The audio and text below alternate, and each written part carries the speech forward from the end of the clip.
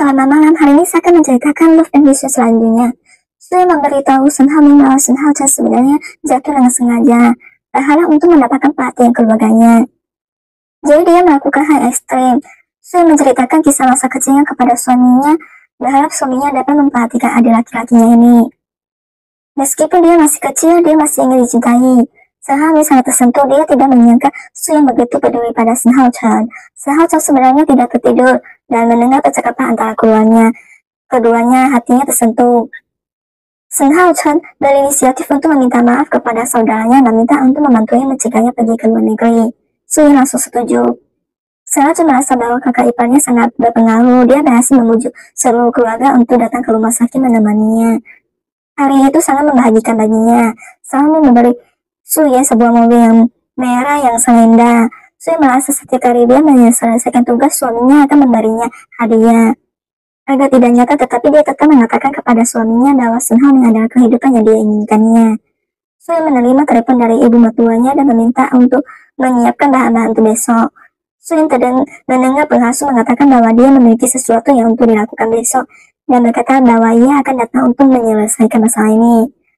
Pengasuh itu merasa bahwa Su Yan telah menjadi berbeda sekarang, lebih seperti nyonya rumah keluarga ini. Su Yan sangat senang setelah mendengar ini. Hao Min dan Chu Zhi mengangkat gelas mereka untuk merayakan. Chu Yan mengatakan bahwa dia harus berterima kasih kepada Su Yan Duni, dan Chu Zhi secara langsung mengatakan bahwa dia dan Su Yan telah saling kenal sebelumnya. Su Yan merasa sangat tidak nyaman melihat hal-hal di luar kendalinya dan terancam. Chu Zhi memandang rendah Su Yan, menurutnya Su Yan telah berusaha keras untuk menikah dengan keluarga kaya hanya demi uang, keuntungan, gengsi, dan status. Jadi jika dia mengungkapkan kebohongannya, mimpi ini akan hilang. Su Yan tidak punya pilihan selain berkompromi dengannya. Chu Zhi datang kepada Su Yan untuk meminta uang, menyatakan bahwa jika dia tidak memberikan uang, dia akan dilaporkan oleh karyawan dan bahkan tidak akan dibayar. Ia sangat gugup. Chu Zhi melihat Su Yan diganggu dan pergi untuk mengusir Chu Zhi. Chu Rin penuh dengan permintaan maaf kepada Su Yan dan kedua saudari itu akhirnya berdamai. Sun Hao mengetahui segera setelah dia menjual mobil mewah dan memberikannya kepada Su Yan. Su Yan menggunakan uang hasil penjualan mobil tersebut untuk memberikan kompensasi kepada Chu Zhi. Su Yan merasa bahwa ini jelas-jelas penipuan dan dia tidak akan pernah membiarkan suaminya terjerumus. Tetapi dia tidak menyangka suaminya akan menyatakan bahwa ia berharap dia bisa bahagia setiap hari dan tidak bersedih.